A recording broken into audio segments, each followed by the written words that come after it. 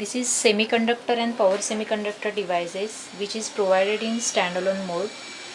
With this panel we are having inbuilt power supply, that is 0 to 12 volt, which can be vary using this pot. This is 0 to 12 volt second power supply which can be controlled using this pot. This is HVDC, that is high voltage DC power supply, ranging from 15 to 100 volt. This can be controlled using this pot, and the connection of this HVDC is given at the back side of the standalone panel, that is 15 to 100 volt positive and its ground. With P3 we are providing the user manual. With these instruments we can perform following characteristics, that is diode characteristics of different diodes, that is LED, laser, diac and all these things, BJT, FET, MOSFET, all the characteristics of the power semiconductor devices. Also UJT, SCR, that is silicon control rectifier. The power that is the characteristics of all the power semiconductor devices can be performed using this P3 panel. Now just have a look on this panel. With this panel there are different power semiconductor devices provided. This is NPN transistor, FET transistor, PNP, MOSFET, UJT, SCR, triac. The three terminal of these parts, that is the UJT, is given over here. Now we will perform one experiment using this P3 panel, that is SCR, that is silicon control rectifier. So if you open the manual, the chapter 7 is silicon control rectifier. In this manual the unit objective is given, followed by the circuit diagram, followed by the wiring sequence, that is how to connect the circuit diagram. The wiring sequence is provided, followed by the procedure, the observation table and the conclusion. Now we will perform the experiment using the wiring sequence given. Now 15 volt 1 is connected to socket 1 and 51 common is connected to second. So we will perform the connections. 15 volt positive is connected at 1, 15 volt common is connected at 2. Next emitter positive 5 and emitter ground is 6. So this emitter connection is provided at 5, emitter ground at 6. So this is our IG. Next 1824, that is we will connect 18 to 24. Next 28 to 36, 28 to 36, emitter negative to 29, that is IA. So we will connect the emitter negative, this is ground, to 29, emitter positive to 30. So this is our IA. Now HVDC V, that is HVDC positive, we have to connect to 40. So at the back side of a standalone panel, here is the positive and this is the ground of HVDC. So we connect HVDC positive to 40 and HVDC ground to 41. Now connect voltmeter positive to 38 and 39.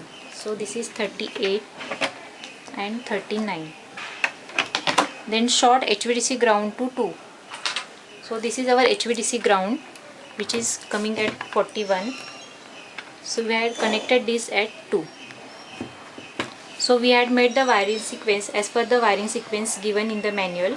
So this is our IG current, this is our IA current and this is our VA.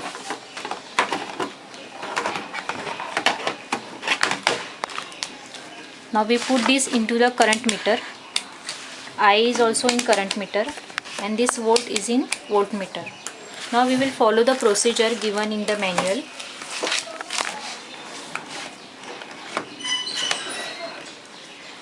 Keep all the pot in the minimum position and the panel pot is also on the minimum. Now switch on the power supply from the back side of this standalone. Now keep 100K pot on the P3 panel at maximum position. So you have to keep this pot at the maximum position. Now set 0 to 15 variable supply such that device fires at 0.04. That means we have to vary this supply so that it will show the current at 0.04 milliampere. So we will increase this supply slightly. First we will keep the HVDC say 14 volt. So on DMM you can observe 14 volt. So we had set the HVDC to 14 volt. Now we will vary this 0 to 15 volt such that the current Ig will show 0.02 milliampere.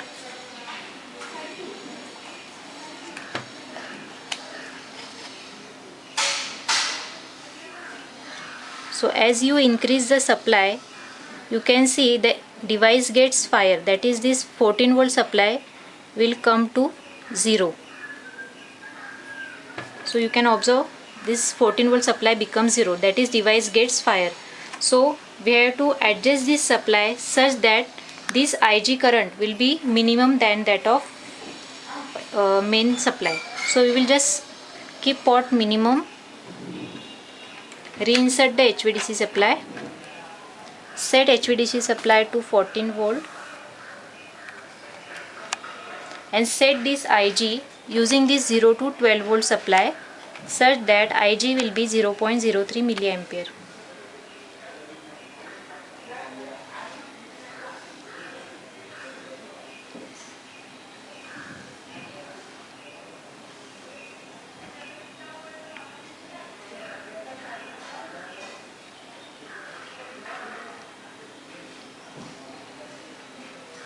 So we had make the setting of Ig.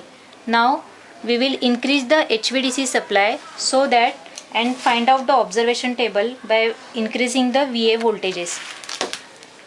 So now the HVDC is 14. We will increase the HVDC supply.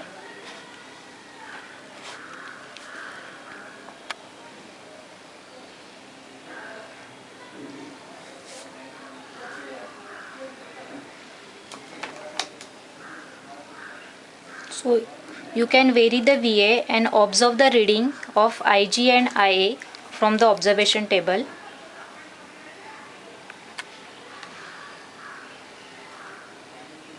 So as you go on increasing, at specific point the HVDC supply becomes 0, that is the device will get fire. So you can see that the 70 volt supply becomes 0, that means the device gets fire, and the current IA becomes 33 milliampere. So you can take the observation table from back of the Ig. So we had increased the supply from 13 volt to 70 volt. At near about 70 volt the device gets fire, that is the VA becomes 0.8 and the current becomes near about 20 milliampere. So this is the position of SCR on condition. Now we will keep the P1 pot, that is this panel pot, to minimum position. Keep the gate voltage to 0, that is using this variable pot, and reduce the HVDC till the SCR gets off. Now the SCR it is on condition, so we will decrease the HVDC. So you can observe the voltage on this VA. As we decrease the HVDC supply, the IA current becomes 0 and again the device is in off condition. So like this we can perform the silicon control rectifier, where we can make the SCR on and off conditions and observe the table as per the given in manual.